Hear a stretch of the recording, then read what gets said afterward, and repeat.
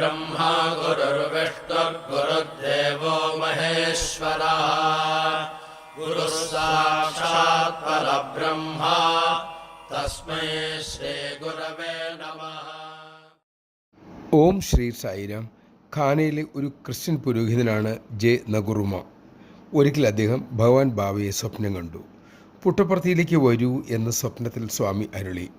ഉണർന്നപ്പോഴും അദ്ദേഹത്തിന് സ്വപ്നം വ്യക്തമായി ഓർമ്മയിലുണ്ടായിരുന്നു. പക്ഷേ ഭാരതത്തിലേക്ക് പോകാനുള്ള വലിയ തുക എങ്ങനെ കണ്ടെത്തും? അദ്ദേഹത്തിനത് ചിന്തിക്കാൻ സാധിക്കുന്നതായിരുന്നില്ല. ഒരു ദിവസം മാർക്കറ്റിൽ പോയപ്പോൾ അപരിചിതനായ ഒരാൾ വന്ന് അദ്ദേഹത്തോട് ചോദിച്ചു, താങ്കൾക്ക് ഭാരതത്തിലേക്ക് പോകാൻ ആഗ്രഹമുണ്ടോ? അത്ഭുതത്തോടെ അദ്ദേഹം പറഞ്ഞു, ഉവ്. താങ്കൾക്ക് പണം ആവശ്യമുണ്ടോ? അപരിചിതൻ വീണ്ടും ചോദിച്ചു. ഉവ്. അപരിചിതൻ ചോദിച്ചു, എത്ര വേണ്ടി വരും? $2000 എന്ന് പുരോഹിതൻ പറഞ്ഞു. വളരെ ശാന്തമായി അപരിചിതൻ പറഞ്ഞു, എൻ്റെ കൂടെ വരൂ, അങ്ങേക്കുള്ള പണം ഞാൻ തരാം. ഈശ്വരൻ്റെ വഴികൾ വിവരണാതീതമാണ്, നിഗൂഢമാണ് എന്നറിയാവുന്നതുകൊണ്ട് പുരോഹിതൻ അദ്ദേഹത്തെ അനുസരിക്കുകയും ചെയ്തു. അങ്ങനെ അദ്ദേഹം പണത്തിൻ്റെ പ്രശ്നം പരിഹരിച്ച് ഭാരതത്തിലെത്തി. ഒടുവിൽ പർത്തിയിലും എത്തിച്ചേർന്നു. ദർശന സമയം ഭഗവാൻ അദ്ദേഹത്തിൻ്റെ അടുത്ത് വന്നിട്ട് ചോദിച്ചു, ഖാനയിൽ നിന്ന് വന്ന പുരോഹിതനല്ലേ? അതെ, അദ്ദേഹം മറുപടി പറഞ്ഞു.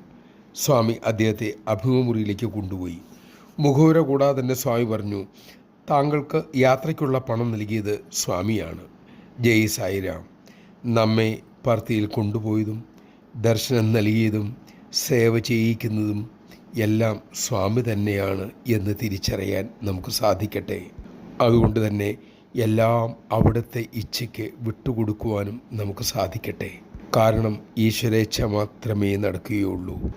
പക്ഷേ പ്രബലമായ അഹംബോധം നമ്മെ മറിച്ച് ചിന്തിക്കുവാൻ പ്രേരിപ്പിക്കുന്നു. എല്ലാം ഈശ്വരേച്ഛയാണെന്നുള്ള വിചാരത്തോടെ ജീവിക്കാനുള്ള പക്വത ഭഗവാൻ നമുക്ക് നൽകട്ടെ.